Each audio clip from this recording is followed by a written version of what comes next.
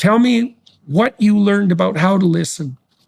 Wow. All right. So actually listening as opposed to staying silent, it accelerates the process.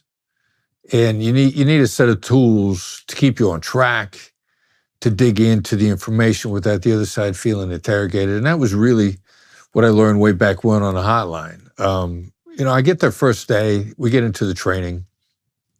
And I remember the thing that struck me first was they said, all right, your calls are limited to 20 minutes. And I remember thinking like, what, 20 minutes? You got to be kidding me. Like, on TV, they're on the phone with people for hours, if not days. 20 minutes. And they said, no, as a matter of fact, if you actually use the skills correctly, it'll take less than that.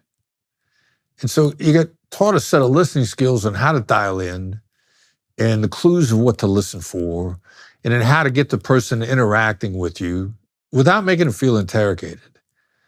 And suddenly there were astonishing changes in behavior in the person on the other side. You get somebody on the phone who's genuinely suicidal.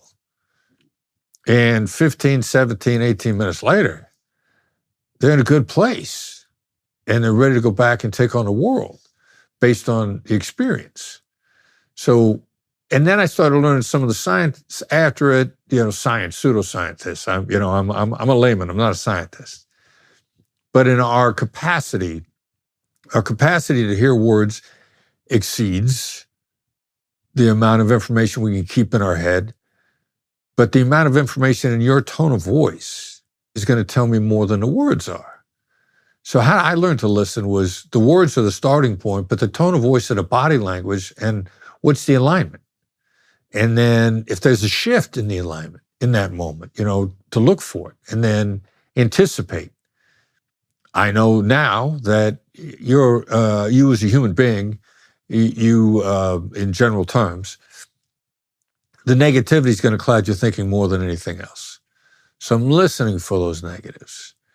And from the hotline, and now what we do in a Black Swan method, how do I deactivate those negatives to clear your head or even anticipate them? So it's applied emotional intelligence. And then why listen? Because what we would call in hostage negotiation, a change of behavior, and in business negotiation or personal interactions, you changing your mind as to the best outcome is going to come much more quickly and effectively and in a lasting way than if I talked you into it or if I misled you. I want whatever agreement we come to be durable, to last, without me having to come back to you daily to see where we are. And that's what listening is really about, understanding the nuances of what's now backed up by neuroscience and what people in hostage negotiation and you as a practitioner in the field of human nature for years came to learn was the reality of how human beings think and how they react. Yeah, well, you said you want to negotiate a durable solution, and that means one that will sustain itself without you having to come back. And so you could put it this way, you can become a micromanager because you have a certain obsessiveness of character, let's say, and a certain intrinsic distrust. And then that's something you should work on. But you can also become a micromanager if you negotiate a very bad agreement with someone. Because if you've talked them into it or forced them into it, and they feel that they've been taken advantage of, then their heart won't be in the task. And what that will mean is that they will be looking for escape routes all the time instead of doing what they're supposed to be doing, and that you'll have to go back to them in the most frustrating of manners and use up all your valuable time and energy trying to enforce a stupid agreement that you shouldn't have made to begin with. And this is part of the problem. You said, you don't want to talk someone into something. Right. Now, that's not the same as informing them about an opportunity that they might not have conceptualized and laying out a different route. But really what you're aiming for is voluntary agreement, like full voluntary agreement. And right. Part of the reason, and you touched on this, part of the reason that listening is so necessary is because if you listen to the person, you can find out and help them find out what it is that they actually want and how that could conceivably be delivered to them. And, you might think the person already knows that, but it's not necessarily the case. People think, well, they're talking. And in fact, that's how most people think, period, is when they're talking. And it also means if no one's listening to them, they almost never have an opportunity to think.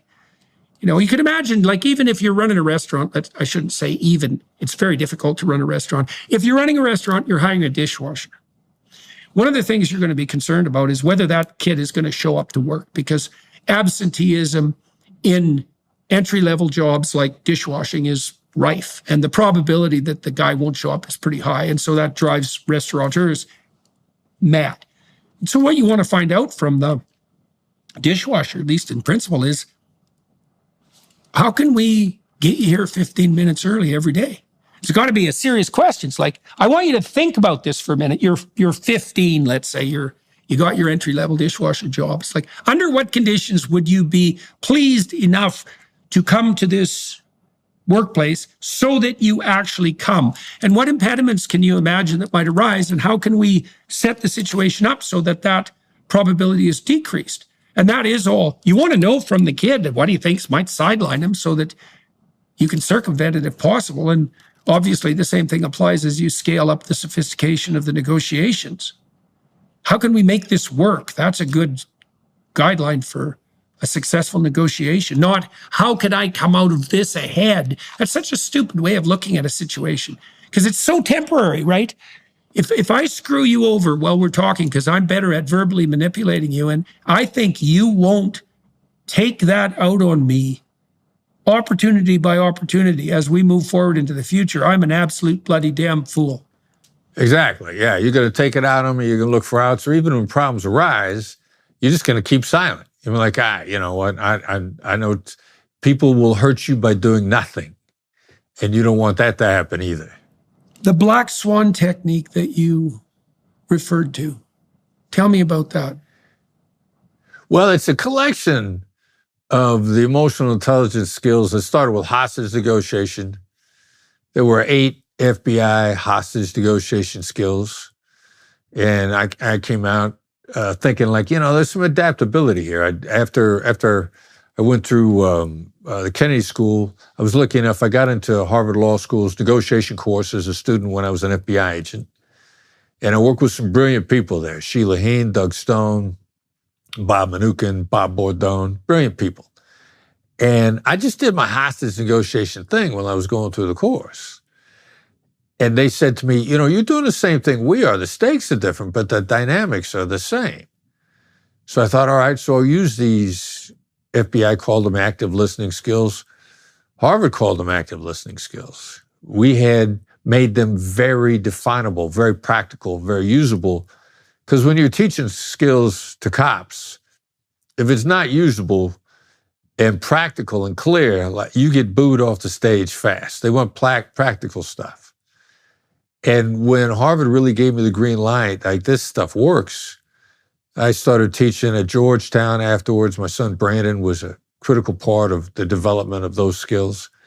And we just took the 8 skills. We got them 9 now. We made some slight tweaks in some of the thoughts as we applied them to business and personal life. But it's a collection of emotional intelligence, tactical empathy skills that work because of the way human beings are wired worldwide. They work on the limbic system, which is the emotional components, the circuitry, the wiring in the brain that everybody has by virtue of the fact that they're human. And it pretty much operates the same, regardless of gender, ethnicity, religion, geography.